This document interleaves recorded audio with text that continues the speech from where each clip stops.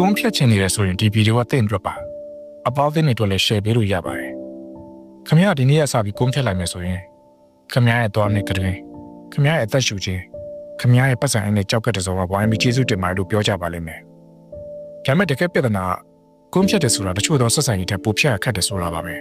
ဒီနေ့မှာတော့ဆရာဝန်တွေအတီးပြထားတဲ့အလွယ်ကူဆုံးကုန်းဖြတ်နည်းကိုပြောပြပေးပါမယ်တကယ်လို့ဖြစ်တဲ့နည်းမို့လို့ကိုယ်တိုင်စူးစမ်းကြည့်ကြပါလို့ပြောချင်ပါကုန်းဘာလို့ဖြတ်ဖို့ခက်တာလဲကုန်းဒီမှာနီကိုတင်းလိုမျိုးအာနိသင်ပေးတဲ့ရက်ကိုလင်းလို့ခေါ်တဲ့ဓာတ်ပစ္စည်းတစ်မျိုးပါဝင်ပါတယ်ဒါကြောင့်ကွန်ဆာတိုင်းအုံနောက်ကလမ်းဆန်းနေလို့ဖြစ်သွားပါတယ်မိနစ်ပိုင်းလောက်နိုးချတက်ကြွပြီးစိတ်လက်ပေါ်ပါသွားတယ်လို့ခံစားရပါတယ်ပြီးရင်တော့ခန္ဓာကိုယ်ကတရားပြီးတရားထပ်တောင်းတော့တာပါပဲဒီတော့ကိုကိုဒီလိုမေးကြည့်ပါငါဘာလို့ကုန်းမဖြတ်နိုင်ရလဲဒါခမရအားနဲ့ကြကြောင်မဟုတ်ပါဘူးဒါအုံနောက်ရဲ့ဓာတ်ဖြစ်စဉ်ကြောင့်ပါဒီနေ့မှာကျွန်တော်တို့ဒါကိုပြောင်းလဲကြည့်ရအောင်ကုန်းရအောင်ပိုင်းနဲ့အစားထိုးပါလေအရေးကြီးဆုံးချက်ကကုန်းကိုဒုံးလိဖြတ်လိုက်လို့မရပါဘူးအစားထိုးစရာမရှိပဲကုန်းဖြတ်ဖို့ကြိုးစားရင်ကုန်းရဝါကျင်နေတဲ့ပါဇက်ကခမရအောင်အတော်လေးဒုက္ခပေးပါလိမ့်မယ်အုံနောက်ကလည်းကျင်းနေမှာမဟုတ်ပါဘူးနောက်ပြီးမိနစ်ပိုင်းအတွင်းမှာပဲကုန်းရဆိုင်စီကိုပြေးသွားခြင်းတဲ့စိတ်တွေပေါ်လာပါလိမ့်မယ်ဒီတော့ဒီအစားထိုးပစ္စည်းလေးကိုသုံးကြည့်ပါတရားမပါတဲ့ပြီးကြတယ်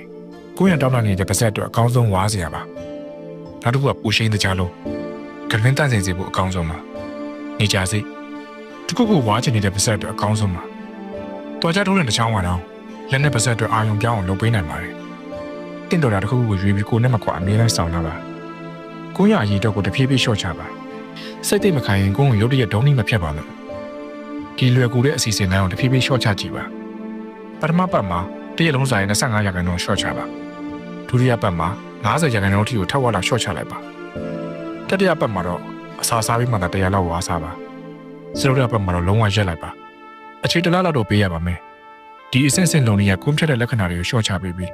တင်းပါဇက်ကိုနေသားကြဖို့အချိန်ပေးတာပါကွန်းစားခြင်းစိတ်ဖြစ်စေတဲ့အချက်ကိုရှာပြီးတော့နှိမ်နှင်းပါ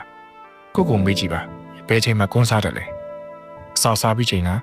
မိတ်ဆွေတွေနဲ့တွေ့တဲ့ချိန်လားစိတ်ဖိစီးနေတဲ့ချိန်လားပြင်းနေတဲ့ချိန်လားဒါမှမဟုတ်ပါဇက်အားရင်ဝါနေရလားအကျင့်တွေကိုစပြီးဖြစ်ပေါ်နေတဲ့အကြောင်းရင်းရှိပါတယ်ဒီကွန်းစားမဲ့စားအစာစားပြီးချိန်မှာ PK ဝါပါစိတ်ဖိစီးနေတဲ့အချိန်မှာရေအေးအေးလေးတောက်ပါပြင်းနေတဲ့အချိန်မှာပူရှင်းတဲ့ကြားလုံးစားပါမိတ်ဆွေနဲ့စကားပြောတဲ့အခါလက်ထဲမှာရေဘူးကင်ထားပြီးတောက်တယ်ပဲအသေးစားပြောင်းလဲမှုလေးတွေနဲ့တော့ကြီးမားတဲ့အကျင့်ကိုဖြောင်းနိုင်ပါတယ်ပါဇက်ကိုတန့်ရှင်းအောင်ထားပါတန့်ရှင်းလက်ဆက်တဲ့ကတွင်ကကွန်းစားခြင်းစီကိုရှော့ချပေးပါတယ်ပူရှင်းပါတဲ့ပလုတ်ချင်းစေးရင်ဒါမှမဟုတ်ရေအေးနဲ့ပလုတ်ချင်းမှာတင်းပါဇက်ကတန့်ရှင်းအေးမြနေ